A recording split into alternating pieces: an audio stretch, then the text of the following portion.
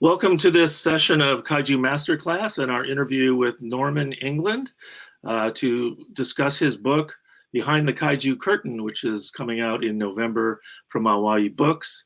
The book chronicles Norman's long career in Japanese film, specifically his adventures on the sets of kaiju movies in the 1990s and 2000s, which is something we're all really looking forward to.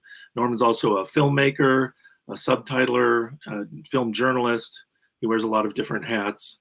And conducting the interview today is Ed Gadziszewski, co-author with yours truly of a biography of Ishiro Honda, longtime publisher of Japanese Giants and one of the organizing team for Kaiju Masterclass. And with that, take it away, gentlemen. Okay, thanks, Steve. Well, before getting started, I just want to say, it's hard to believe that, man, it's been 20 years that's passed since the summer of GMK, which were really exciting times for us. And I really appreciate so much that at that time you were sending me almost daily reports and photos about the production. And so in many ways, this book is like a distillation of that summer that I lived vicariously through your eyes. So, I thank you for that. And so, to get started, just ask you the obvious question is like, why did you really want to write this book? And what do you want your readers to take from it? Well, first, thanks for having me on Kaiju Masterclass 2. So, and yeah, like you said, Ed, you were there when I was doing all my GMK stuff, and the book as it is now wouldn't exist if it wasn't for Ed. So, basically, just to talk about the structure of the book, it's like a journey into the Japanese filmmaking world. So it starts with me moving in GAMERA 3, Godzilla 2000, Godzilla versus Mega Giras, and then the main half of the book text is dedicated to GMK, which was, I was on pretty much daily on the set, going from the live action to the special effects set. So that's where Ed comes in on this, because, being on the set is very exciting, and it becomes very easy to not take notes. And I was taking a lot of photographs, so I have a very good photographic record of, my time on this set. But I called Ed during that time my kitty, like Anne Frank. So I would force myself to sit down, get in the morning, see what the shooting's like, then sit down with my computer in Studio 9, and then, blast out some emails to Ed, telling him in real time, what's going on right now. So, a lot of this, so to get to your question, a lot of the book is structured from emails that I sent to the guy interviewing me right now, Ed. So we have a relationship that goes, back to the GMK thing. So I feel Ed is, in a way, partially responsible that the book exists at all. And to answer your question about, what do I want readers to get out of it? I just want readers to know, what it's like to be on I don't want to say a Godzilla set. Mostly it is Godzilla, but to be on a kaiju film sets, Japanese film sets, I've written articles, a lot of articles for Fangoria, but the articles, don't really give you that feeling of the day in, the day out, getting there in the morning, having to say good morning to like 50, 60 people, and, being non-Japanese, being a foreigner in a very, different culture, and so a lot of the book, the main portion of the book is, of course, dedicated to what I saw, who I met, who I talked to, the kind of people that I interacted with on the Godzilla set, the actors, the directors, the filmmakers. So that's what I really hope, is that, people who read the book, can get a feeling, oh, so this is what it's like. Because, as we know, no one's ever really written anything, I think, as in detail as that I've done with this book. I mean, I don't want to toot my own horn or anything like that, but I mean, I really don't think that there's been a book, like this, not even about kaiju, just about, Japanese film world, and I have to say my own development, which I hope I reflected in the book, was, my first kaiju set was, GAMERA 3 at Kyoto Station, several days at Kyoto Station, and then in Tokyo for a couple of days watching Shinji Higuchi's team shoot some stuff, and Kaneko shot some stuff when I was there. Like Ayano was in the egg. Ayano was in the egg. I Maeda thing. Not very exciting, but it was, I mean, and that's my point, was like when I went to the Godzilla 2000 set the first time, I was like, oh my God, there he is, Godzilla, holy crap, and then to go from that a couple years later, it's like, oh my God, the day I was there on Godzilla 2000 was like completely boring, but to a first timer, it was really, exciting. So that is something, personally speaking, I wouldn't, if I just gone, and I think magazine articles are kind of like that. It's kind of like I would call them day trippers. If I'm not getting too ahead of myself, we would get these reporters that would come in one day, they'd be like, that kind of look on their face, like, oh my God, I'm on the Godzilla set. I can't believe, is that the suit? And then go up to either Wakasa or Shinada. Can I touch the suit? And the hand comes out and gently touches it. And that's how I was in the beginning. Is it okay if I touch this thing? Then by GMK, and I'm there daily, I'm like, punching Godzilla in the stomach, like I'm watching these guys like manhandling the suit. So it's kind of like this kind of evolution, going on from being like a day tripper reporter, and that's fine. Like I said about magazine articles, when you're writing a magazine article, especially like Fangoria, you just go like for a day, you talk to, a couple of actors, you get some really basic things. You write, like 2, 3, 4 pages. Fangoria was actually very nice on GMK. I think they gave me 5 pages. They gave me like an extra amount because I was really on the set a lot. So that's about as in-depth as you're going to get in a magazine. So, for the book, I really wanted the book to be more like that the readers could follow this, journey that I took, into this world that I don't think, many non-Japanese have experienced. So, I mean, that's all it is. I just, want to share the experience with other people. I mean, that's what writing's all about. Well, it's a very unique experience.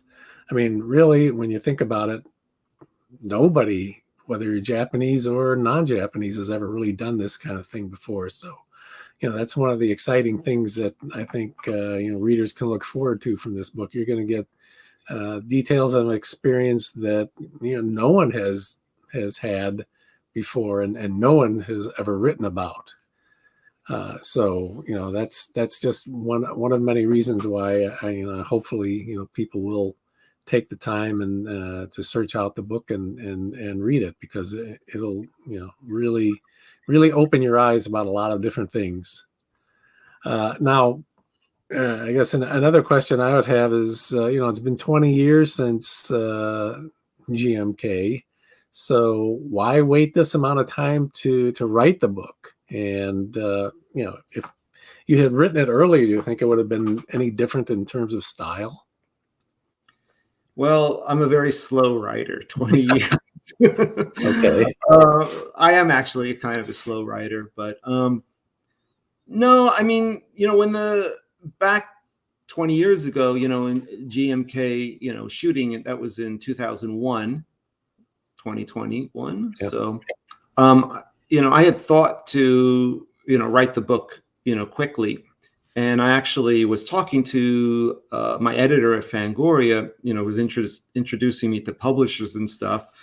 But, the kind of idea that I had for a book back then was more like, when you read those like a Hollywood movie comes out. And back at that time, I was in LA and I bought a whole slew of, behind the scenes, like the making of Tim Burton's Planet of the Apes, or, making of Jurassic Park. I got all these books in there, and they're interesting in their own way, but they're very generic, and they're kind of feel like you don't get any real sense of the strife that's going on, because, and they all kind of talk about how they don't even talk about like the personalities involved so much. And, but I was thinking to do a book in that style, but at that time, Godzilla was just not that popular. We were at a very low point, in the Godzilla's popularity. I mean, even in Japan,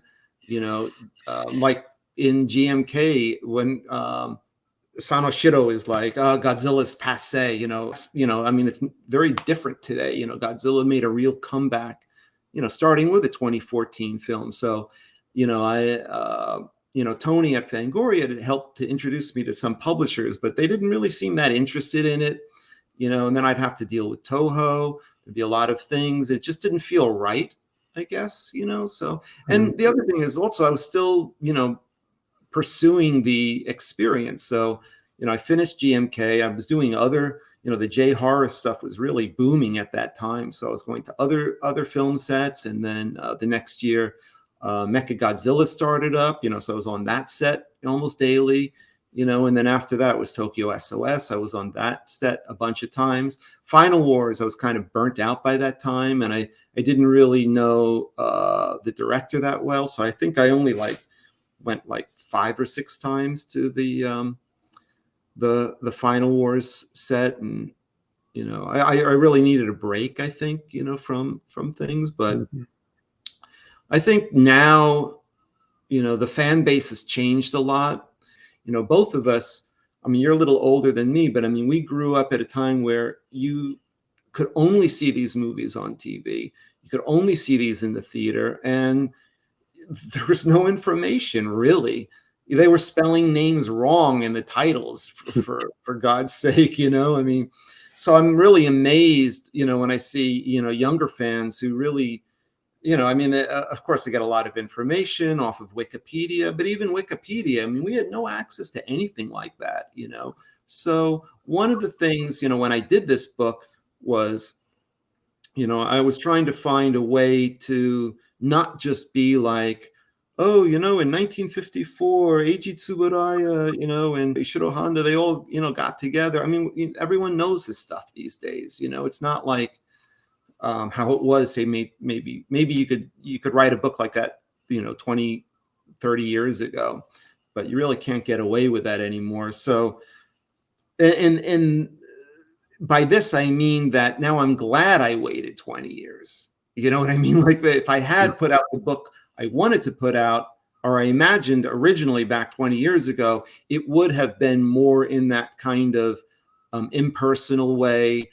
And, Ed, you were one too that was always like, your personal stories on this set are really different from, like just a regular reporter's. I'm the type of person, I really involve myself, for better or for worse. I mean, I put myself out there. I stick my foot in my mouth a lot of times, but I'm just not satisfied to be, a fly on the wall. So I felt that if I had done a book like that, it would have been like the fly on the wall type of book, just saying, like on this day they shot this and this happened, even though my book does have stuff like that. I mean, Ed, you've read my book, so I try to have a little bit of factual information, on this date, this was done, this is how this was done. But that's really not the thrust of the book, I think. It's more like, let's say in GMK, Yoshida playing Godzilla. I mean, I think you come out of this book and you know the type of person Yoshida is, the type of person Shinada is, the type of person Wakasa is, the type of person, Kaneko is, the actors, Chiharu Niyama, she's in it a lot. I mean, you really learn about who these people are as people, you know, not just what they did on this particular day or something like that, you know. So that's the thing I decided, you know, as I was like, you know, like I got to get this thing together. You know, maybe about 10 years ago, I decided, you know, I got to put this together.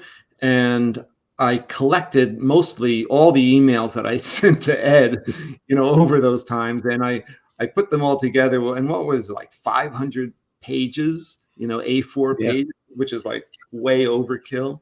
So it's really like, you know, whittling it down, you know, figuring out what's interesting to the narrative, what's not interesting to the, you know, to readers. And so that's really what it's been in terms of writing the book, has been to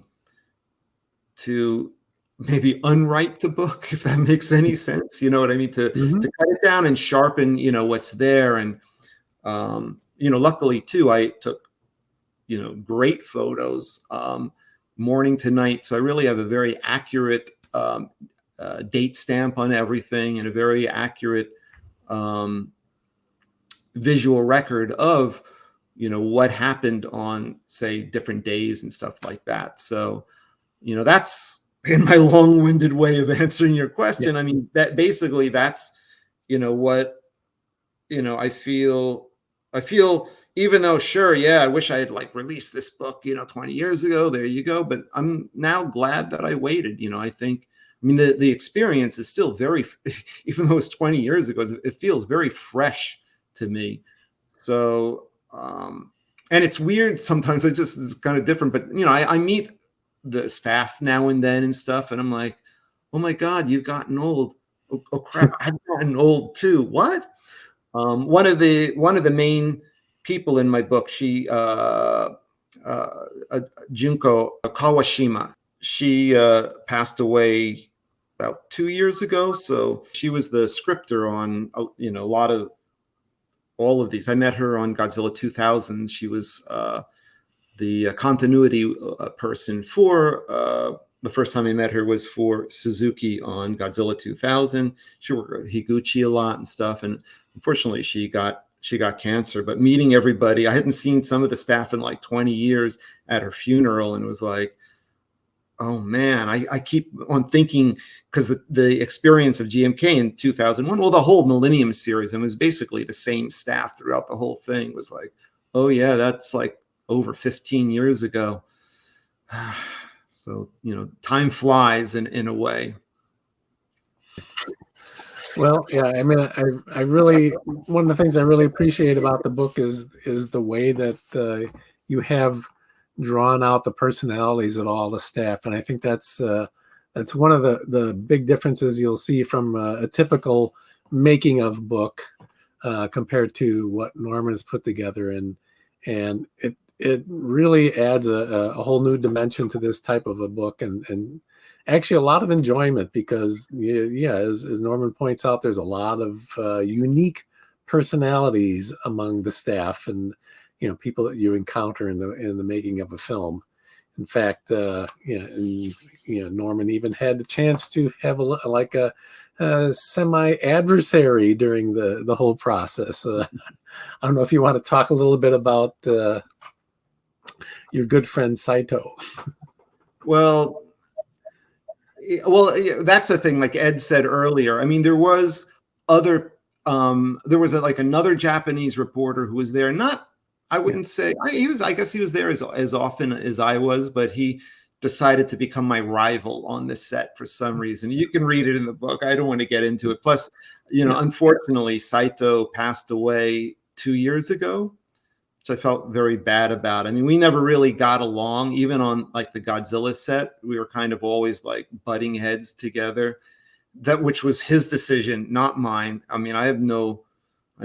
Anyway, he very unusual guy. He's a big writer, cinema writer in Japan, but he just suddenly passed away. I think maybe heart attack like 2 years ago. I went to his funeral. As much as I kind of disliked him, I didn't wish him dead. And you know, it's something like, I think that's interesting in Japan, something I learned from Japanese people was to actually be respectful of the people that are your enemies, because your enemies sometimes help define who you are.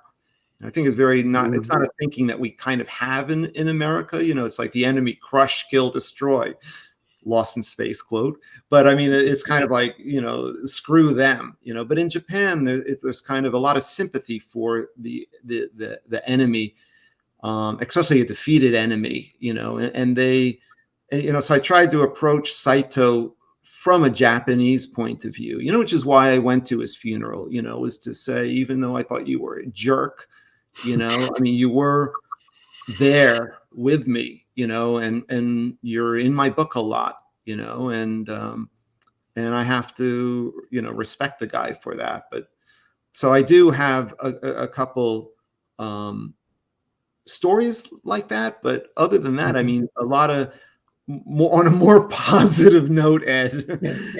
You know, I mean, there's people like Nako, the still cameraman on Toho, who he retired on GMK, and I think what he started with at Toho with Mysterians, I think as a still camera assistant, you know. So he's one of the heroes in my book. I mean, it was such an honor to be with this guy, you know, daily, teaching me how to the guy who shot all those great photos, you know, from like King Kong versus Godzilla, you know, onward, you know, that guy showing me how to shoot kaiju photos, and watching him, you know, we would get, like on the set, we would get still time.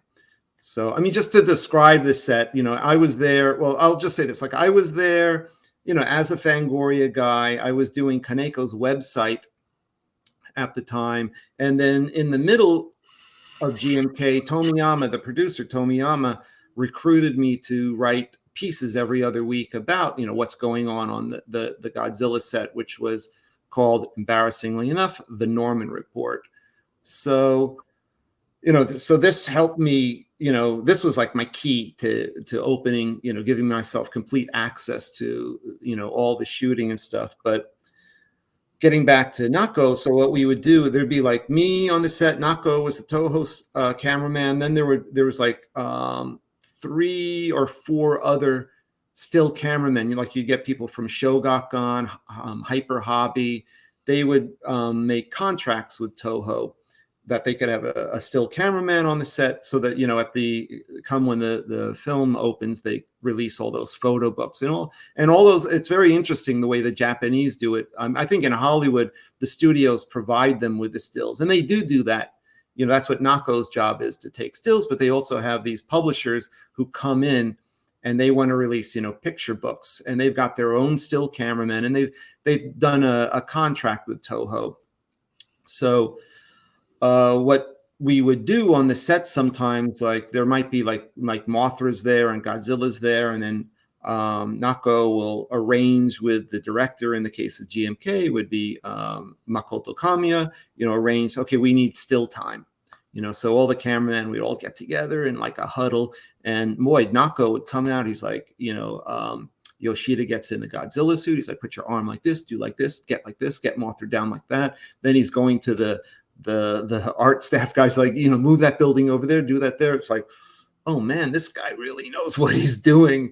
You know, like it's just great to be able to, you know, to watch that kind of thing. And he's really just a normal guy. You know, just then when it's all done, just sit down, open the paper, or we just sit and talk about stuff. And no, it was really interesting. It was a thing, you know, you never, I think you never think about, you know, certain aspects of the set. You know, I think a lot of people just don't really know what's going on. So that's what another thing I hope I bring, you know, I bring that information to, you know, to readers is, you know, not just what is the director doing, you know, not just, you know, what is the you know, the writer doing, or the producer. You know, I mean, I really try to get the whole, you know, the whole crew, you know, the whole bullpen, you know, represented in certain, as best I can, you know. So Right. yeah, so I don't want to be all negative about Saito and stuff. No. Well, that wasn't really what I was getting at.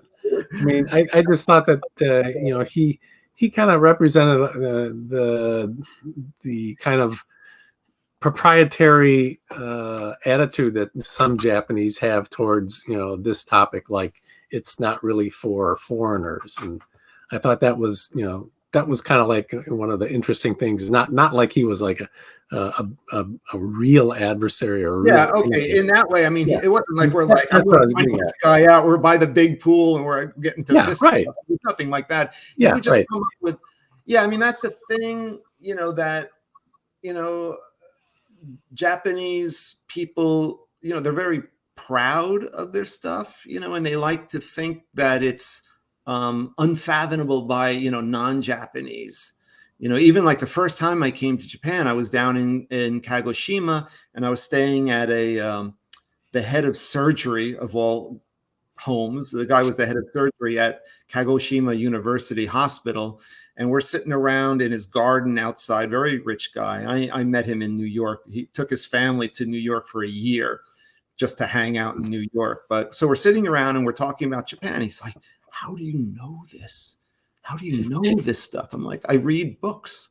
You know, that information's out there, you know." But I mean, it really was like a shock that I knew anything about Japanese history, or I just knew about like how Japanese see things, you know. So they, you know, I don't want to say like, you know, all Japanese are like that, but in and I have to say, you know, after living here, that there is a lot of stuff, you know, that foreign people, you just don't know about this place. It took me a while to figure out, you know, to sound like Socrates or anything. Like the more I know, the less I realize that you know, the more I realize I don't know, type of thing. So the longer I've lived in Japan is the more I realize that I don't know this place. I don't understand this place, you know.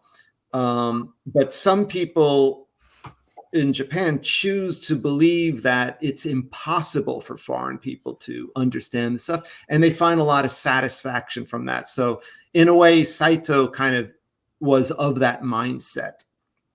You know, it was completely, and some of these people, it's like, "Oh, well, we totally understand the West, but you'll never understand us." But I'm like, I listen to them, and it's like, you totally don't get the US, you know. So it works both ways. Mm-hmm. You know, but you know, the thing that I liked on the Godzilla set, you know, and just in Japan in general, is, you know, most Japanese do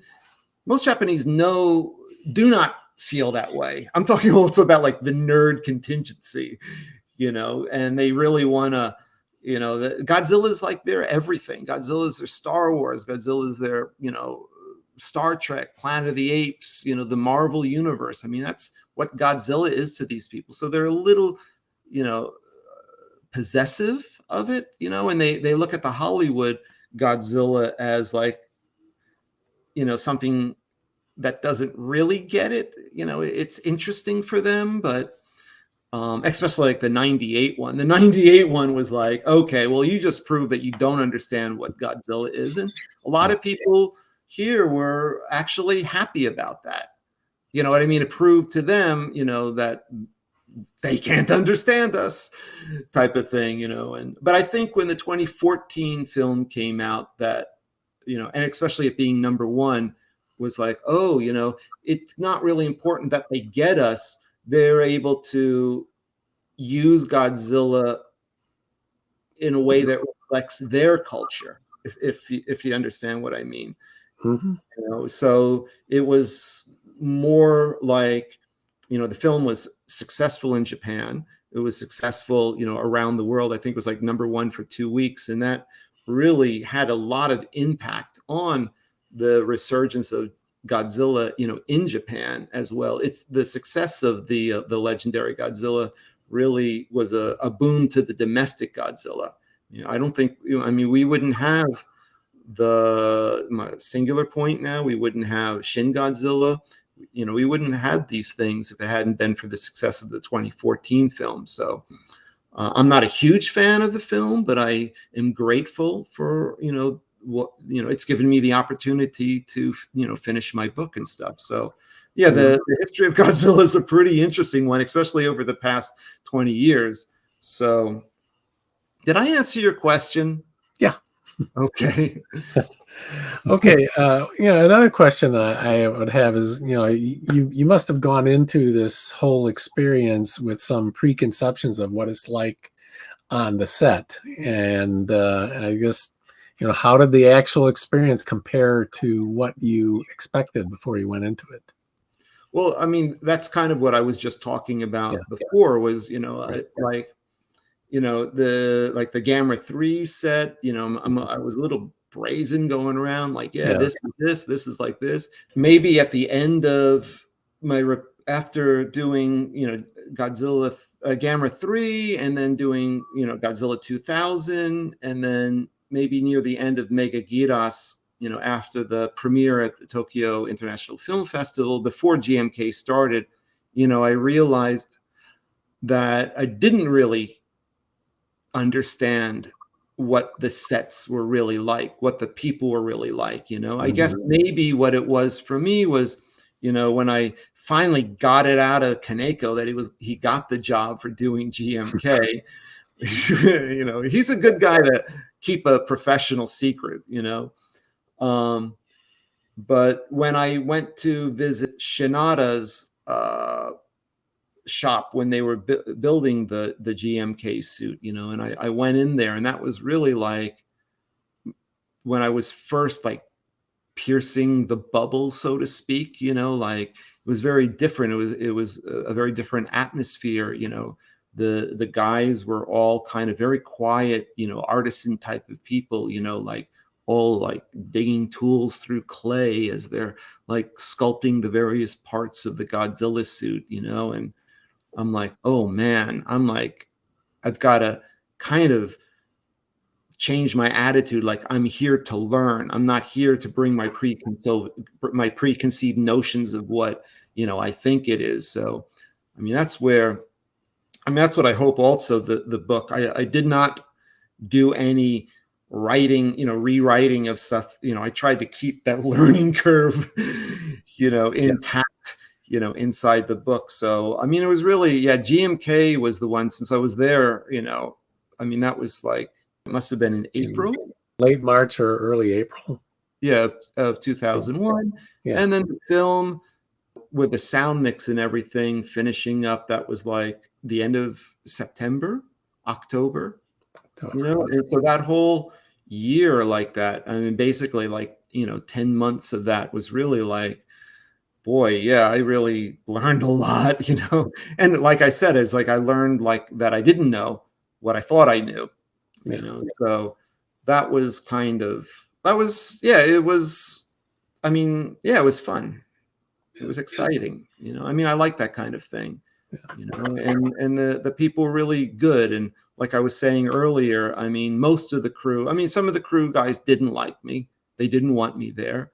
They let me know that in various Japanese ways. I don't want to say like Saito, that was different because Saito was a reporter, so he felt a kind of rivalry. Like we were like the two main reporters. He was doing the Japanese stuff and I was doing like the foreign stuff. But some of the staff members, were kind of, annoying. And, but I kind of, to be honest, I enjoyed that challenge as well.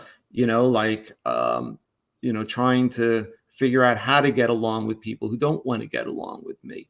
I would actually say there was racism involved in that, and not racism like, no one's like writing "Go Home Whitey" or anything like that, but it's more of a racism that comes from just not knowing, the fear of, Japanese. Let me just back up a little bit on this. Like Japanese feel comfortable, like anybody does. You feel comfortable around, what you're familiar with, and I don't want, and then when you get somebody from another culture, you don't, especially with Japan, where so much is like culturally rule based. And when they deal with foreigners, they're like, oh, they don't know how we respond to things. How do I relate to this person? How do I talk to this person?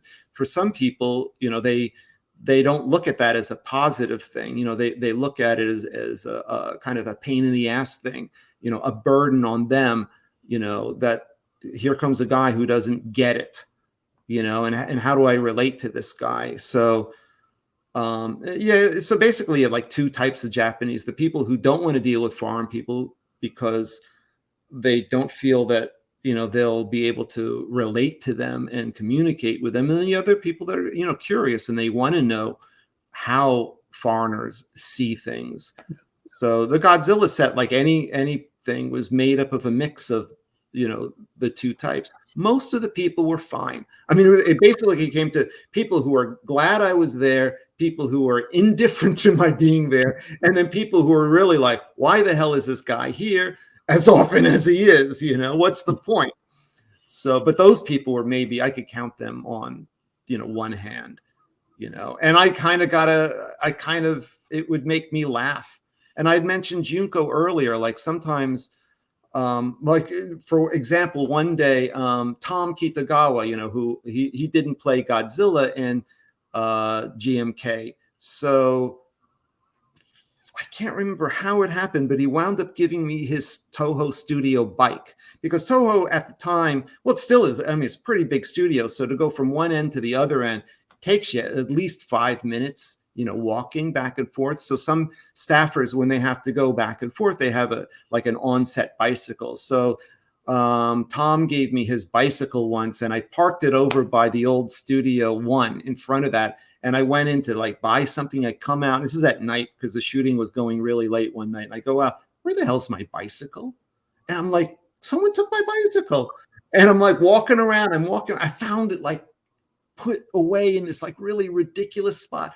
I didn't put my bike here. So I'm wheeling my bike back, and I see these two guys talking, from the set that don't, ones I know that are not so happy about me being there, but they're like, yeah, that guy, he's always here. In Japanese, sometimes have the Japanese language, you can talk without a subject, if the subject understood. I'm like, they're talking about me. This is about me. And they put my bike over here. So I get back, I'm kind of upset. I get back and I'm like, oh man, oh, this is really no good, whatever. So I go in and I go up to the continuity. I'm in Junko, and I said, Junko, so-and-so took my bike, and they did what they call in Japanese ijime, which is like teasing, a bullying type of thing. And she just looks at me and she goes, do you know who we're talking about? Why would you even care? And I'm like, I love you, Jinko. I mean, and that's so I had to remind myself, that it's not everybody, and Junko was one of the people that was really like a complete sweetheart, and that's why I was so devastated when she passed away, because I mean, she's one of the heroes in my book, and I tried to capture her personality inside that. I mean, everybody liked her. She never let the pressure get to her, which it would get to other people, but never to her. And she was like a brilliant, smart, sharp woman, which the continuity job is one of the most difficult, and they're an unsung hero of filmmaking. But anyway, I mean, that was like, yeah, so there are various types. I mean, I guess that's what I'm trying to say, that I had to deal with, on that. So I wanted to say it wasn't like always like fun and games, like, oh my God, there's Godzilla, I'm going to take photos of Godzilla. I mean, there's a lot of personality clashes, and I don't know if I could say politics, studio politics, but there is a kind of a hierarchy going on. And it took me, I just like jumped into this storm, especially with GMK. I mean, I knew a couple people from Godzilla 2000 and Mega Giras, but it was really like the first day of GMK was, boy, look at this. We were in Studio One on the first day of GMK, April, May, which is like May, I can't remember, I don't have it, May 14th or something like that. And those are the scenes where Hotaru is falling down into the Ghidra cave, and that was at Studio One. Studio 2 over there, they've been destroyed, and now there's a road that goes through them now. But they were the old what is it, PLC? Yeah, PC? PCL. The PCL studios from the 30s, so those places really reeked of age inside of them. But they had the whole, like the wall, and Hotaru comes rolling down on that first day, and man, I mean, you had the staff that was like 40 to 50 people. Then you had well-wishers coming in, you know, Kawakita's coming in, the heads of Toho are coming in, like all these guys in expensive suits are coming in. Tezuka, you know, Masaki Tezuka came in. He brought a whole bunch of beer for, you know, to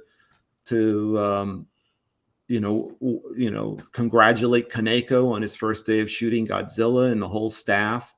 You know, so sometimes people talk about, just to jump, like the rivalry between directors, whatever, Kaneko, Tezuka. I mean, these guys are friends with each other, you know, so it's really not an issue. I mean, the staff are all the same staff. I mean, it's like Kaneko's continuity woman and Tezuka's continuity woman, Miho. I mean, it's the same person, you know. I mean, the films are different because it's different directors, different writers, but I mean, basically the staff's the whole, you know, is all the same. But I mean, like, for me, going there, being there on that first day, like, where do I put my computer? Oh my God, Studio One is one of the smaller studios, and it's like that cave set, you know, it's like took up like 80% of the whole stage floor. You know, it was really like we were like fitting there pretty tight, but it was fun. I mean, yeah, I miss that kind of.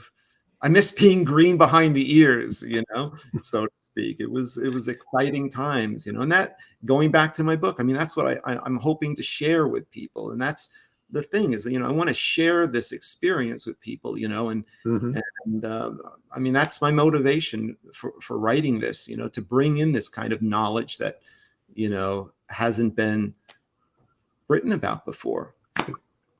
Well, speaking of experiences, you got to do what probably no other non-staff member has ever done, and probably what most staff people have never done, which is you got a chance to wear the Godzilla suit, which I have to say I'm going to be eternally envious of. But anyway, your description of that is really one of my favorite parts of the book, and I thought, you know, and maybe as a teaser, you might want to, you know, tell a little bit about that experience to, you know, really get people's excitement up for your book.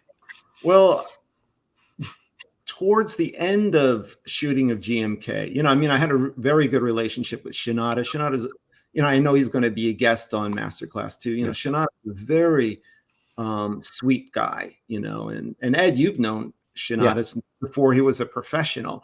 You know, and Ed's a very sweet. I mean, Ed is sweet. You're a sweet guy too. Shinada is a sweetheart. I mean, really, you know, and he's a kaiju fan. He's a very good artist. You know, so me and Shinada had a lot of good chats on the set, talking. I mean, we still talk.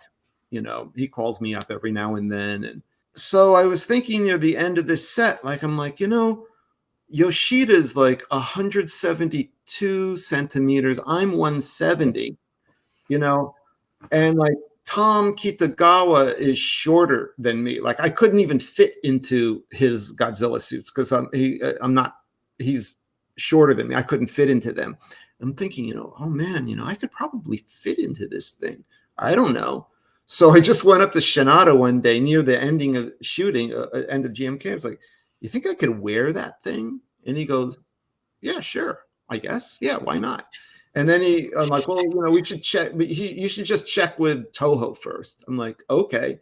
So we walked over to the other side of Toho, where the old cafeteria was. And like I said before, Studio One, Studio Two, and the PR room over there. So we went into those, the office buildings on the other side next to the cafeteria.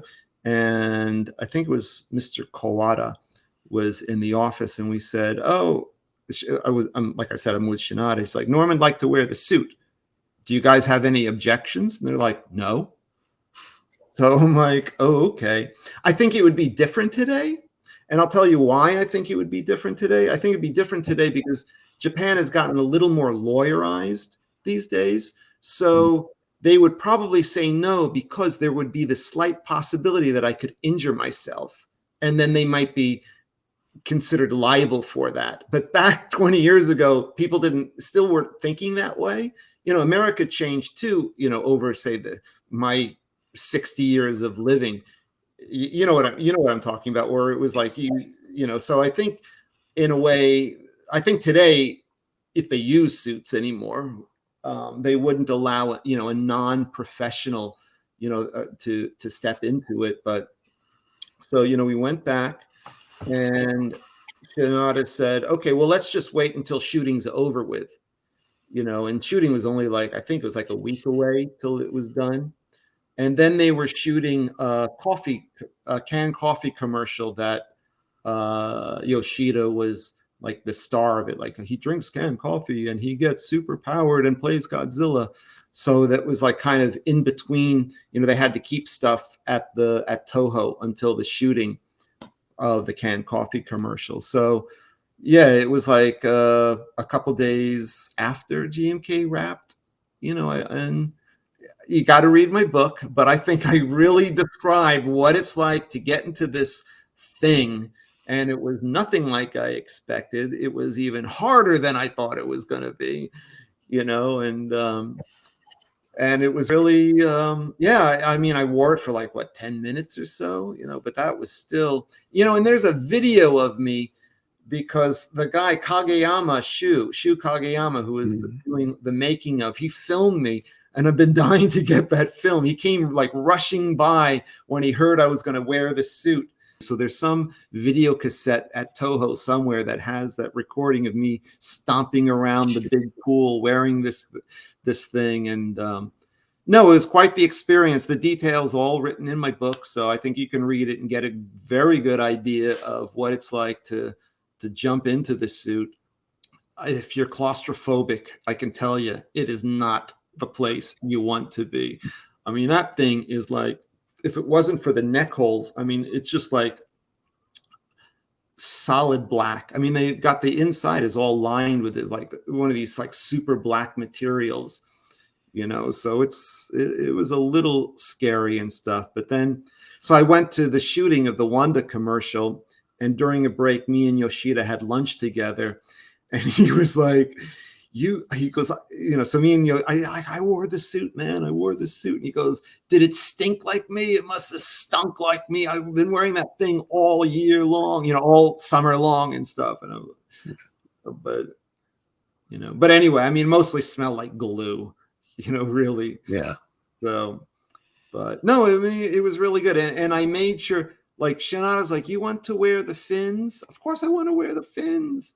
Even though I can't see them, I gotta have the fins on. Are you crazy? But I went with the heavier suit because I really wanted to know what the experience was like. But the one thing I did not take the option of is, if you notice in GMK, that sometimes the fins move. They had like movable fins, like when Godzilla kills Baragon, you can really see them moving on that thing. And those were like, that was the heaviest version of the suit.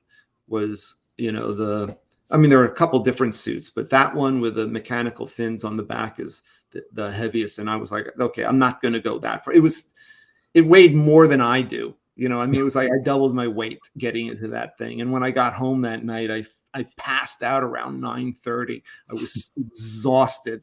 I'm not like the most physical guy to begin with, but like, yeah, I realized with that I do not have what it takes to be a suit actor. But you had what it takes to at least try it out, which I really admire. Yeah, I have to say, like, and some of the staff were like afterwards, because there was still some extra shooting of GMK going on. Like, really, even though we wrapped on whatever, we had this, which you can read about. It was like 35 hours of getting the, like, all wrapping the film up, the exhausting, and then there were still little things like left over to shoot, little insert shots and stuff, not of the kaiju, but mostly, like, which I describe in the book, a thing called marine snow, which is the gunk you see in the sea. So whenever they have like the submarines going and you see like crap floating around, that was like an insert thing. And that was ridiculous. But so I saw the staff soon after, and they were like, we heard you wore the Godzilla suit. how did you get to wear that suit? I've been working on Godzilla for 20 years and I've never worn the suit. Now, how did you do it? And I'm like, I asked. You know, like, did you ever think to like ask if you could wear it? You know, so I think I did what they didn't have the nerve to do. Well, yeah, like you said, yeah, I mean, you were intimately involved in the entire production all the way through post-production. Yeah, and so you must have been watching footage over and over again. You saw the vast majority of the scenes being filmed. Did you ever get to the point where you felt burned out on the film or sick of it? I mean, I can easily imagine that kind of. But that's you know what filmmaking. You know, after that, I've made my own films. You know, and like when I did The Idol, like maybe the first 5 times I went through The Idol, I was really like, God, I'm so happy. I love this. And then afterwards, it's just like I'm dead to it. So I would have to remind myself, not forget, you know, the feeling I had, you know, and not to start just making edits to keep it fresh to me type of thing. So I think that's a key to being like a successful filmmaker is, you know, to not let, when you get to that burnt out point, to let it affect your judgments and stuff. I mean, it's even something Kaneko said to me, who, you know, he said, especially during the sound mix, he said, and that's actually in the book, is him saying that you lose all emotions during the sound mix as you're watching it again and again and again. And, you know, I guess, you know, I have to say, no, I didn't really feel burnt out because it was still, you know, it wasn't just about looking at it on the screen. Like, you know, it was the atmosphere of all the people around. I would say sometimes, yeah, especially on the sound mix is like 20 minutes a day, you know, sound mix, get there at like, you know, 9 in the morning, go to 9 at night, 20 minutes again, tweak this, and it'd be like, oh my God, is this ever going to end? You know, but during, like, I was able to go to see rushes for the live action. I mean, I'm sorry, not live action. Kaneko wouldn't let me come to the rushes for live action. That's a very, that's like really staff only. But for whatever reason, Kamiya let me sit in on the special effects rushes. Like I was at Toho, and you know, during the post-production stuff, and I was talking to Kamiya and I was talking to Jinko, and Junko's like, are you coming to the all rush of the all the footage of the special effects stuff we're showing you tomorrow? I was like, oh yeah, that sounds great, I'm going to come. So I come down, I go into Toho has a theater inside, you know, for viewing footage and, you know, a screening room at Toho. And Junko goes, oh, you really came today? Because you do know that this is going to be over 4 hours of footage. And I'm like, oh my God, I'm not sitting through 4 hours of, you know, just never ending, you know, kaiju shots. And sometimes they would do like 15 takes of something, you know. So yeah, I guess in that sense, you know, I had maybe my fill of watching them by that, you know, by the end of the thing. But, you know, and especially seeing like never-ending shots of, you know, like water pouring over Godzilla hide, you know, or like I said, the marine snow stuff. I mean, that's really like, you know, I mean, there's a lot of stuff that the effects set has to shoot that isn't like as glamorous as like Godzilla blasting a building or falling down. There's a lot of little elements that they have to shoot, which more than say the Godzilla stuff. So yeah, it can get a little monotonous. That's something that I learned on the set, but it's still, you know, fun. It was still fun. Well, yeah, since we've been going for about an hour and a half, maybe just kind of wrap it up. We've been doing like an hour. An hour? Oh, well, time flies. Yeah. Anyway, well, I guess, you know, this whole experience, is there something that you can say that it taught you about yourself that you can take from this whole experience? Well, I mean, that's a hard question to answer, you know. I mean, I'm gonna talk about The Idol for a second. You know, I mean, one of the reasons I made The Idol was to see if I had what it took to get to make a movie. You know, I mean, if I had the personality to be able to not freak out, you know, and not like just like I can't handle this or whatever, you know. And I was really proud that I got through the thing with my sanity intact, you know. So about Godzilla, I mean, I was, you know, I had been told that this experience was not possible, you know, that it was not something that you could do, you know. So I guess in a way that what it was for me was a challenge to be able to do something that I was told that was, you know, not possible to do. And I did it.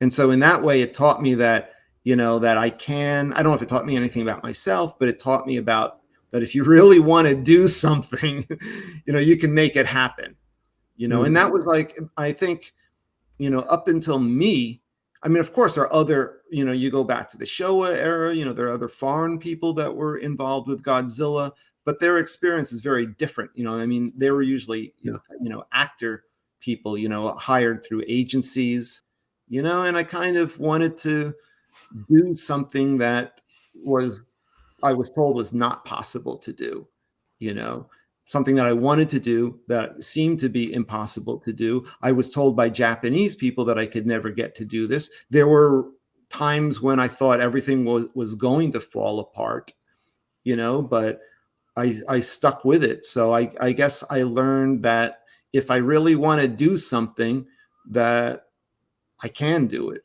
And, you know, I have to say, though, it's a kind of a double-edged sword that now it makes it very difficult for me to watch Godzilla movies because I watch Godzilla movies and I know, you know, what the set is like. So sometimes you have to be a little careful what you wish for. I mean, not so much with the Showa stuff, because I think the Showa era was, though, you know, like Nako, who was a still cameraman, he was there for Showa. He said it's exactly the same, you know, the same day in, day out shooting a thing, you know. So I know that there are foreigners who are interested to do anime, get involved with anime in Japan, and there's a lot of walls there, you know, to get involved. If, you know, let's say you're really attracted to, say, this Japan filmmaking, or like I said, the anime stuff, it's not easy for foreigners to come in, you know, to do this. Usually the role of a foreigner in Japan, and especially in the film business, is playing, like an actor, you know, usually extras, or usually, you know, like I've done that also, you know, I'm in several movies as like wallpaper, you know, foreigner wallpaper. And that can be fun. I mean, I do that now and then. I couldn't do it for a living, but some people do that. And that's kind of how the Japanese in the film industry view the foreigner's role in filmmaking. So it's still difficult to be, you know, on the crew. I have to say, on Godzilla, I wasn't really treated like a Japanese staff person, because I wasn't a staff member. You know, I was a reporter there for the entirety of the whole thing, you know. So I wasn't like, if I was a staff member, I think I would have been yelled at much more often by the assistant directors and stuff. But in any case, I just want to say that if anybody feels like they do want to get involved with, you know, future Japanese Godzilla films, man, you know, go for it. I don't think the experience would be like what I had because of CG, you know, and the technology changing. But, you know, if it's something that you feel motivated to do, I did it. You can do it. Well, you can do it, Ed. Wear the Godzilla suit, Ed. Yeah. Well, I think that ship has sailed, unfortunately. I don't think there's any suit that's even in the condition that you could wear it any longer. Anyway, well, any parting comments you want to make for our audience, other than please buy this book? Buy my book. No, I mean, I hope that, yeah, of course, I hope people do buy the book. I hope it's an eye opener. You know, I hope people enjoy it. You know, I tried to write it in a kind of entertaining way, so it's not just like, reading a technical manual or anything like that, even though sometimes I do get into a little bit of like the onset technical stuff. I just want people to, people that are interested in Japanese cinema, it doesn't have to be Godzilla, because it's pretty representative of the Japanese film set. And I think I'm lucky because it's not just a Japanese film set, it's Godzilla, so yeah, I mean, I just want people to, enjoy the book and to come away with it feeling like, they were on the set there with me, and really, like, I was writing you, Ed, and you came to the set a couple times. We didn't talk about that. Yeah. Those are really good. Ed is in my book too. Full disclaimer, Ed is in my book. And we had a good time. You were there like 2 days.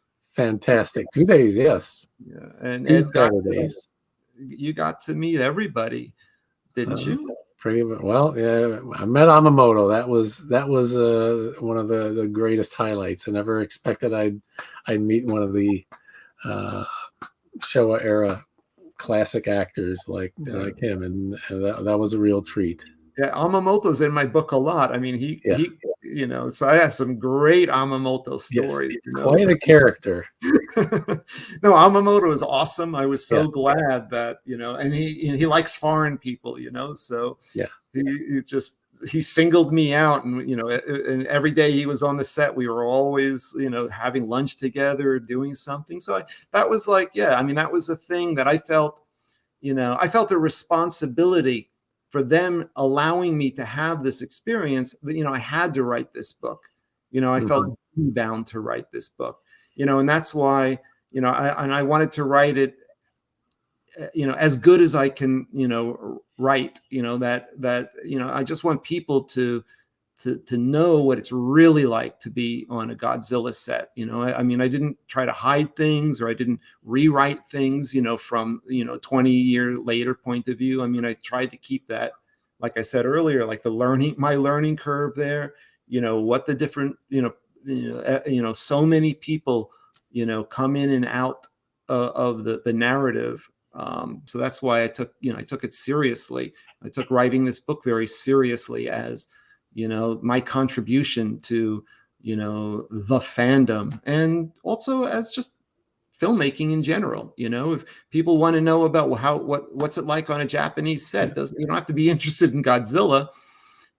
It helps, but but they can get a sense of it. So well, I really feel like the readers will get more than their money's worth, and it's really quite an entertaining read. I strongly recommend the book to anybody who's interested in learning about the ins and outs of the Japanese set, and especially to learn just a wealth of information, insider information on the making of a Godzilla film. So, and I thank you for writing this book, because it's really the kind of thing that I could only dream of having done myself. And since it's not something that was in the cards for me, I'm glad that there was somebody who could write this and write it in such a fun and entertaining way. So thank you for doing that, and I wish you the best of luck with this book. And to say, which we should have said in the beginning, this book is in English. Yes. People asking me, is it in Japanese? It's in English. And so actually you're going to be getting information that even the Japanese don't have, about the Godzilla set. So, very true. So I hope to at one point I'd love to release the book in other languages as well. So if anybody's out there that can write French or German or whatever, please translate my book, and I want to do a Japanese version, eventually. So great. Well, best of luck with that. And thanks so much for joining us at Kaiju Masterclass. Well, thanks for having me.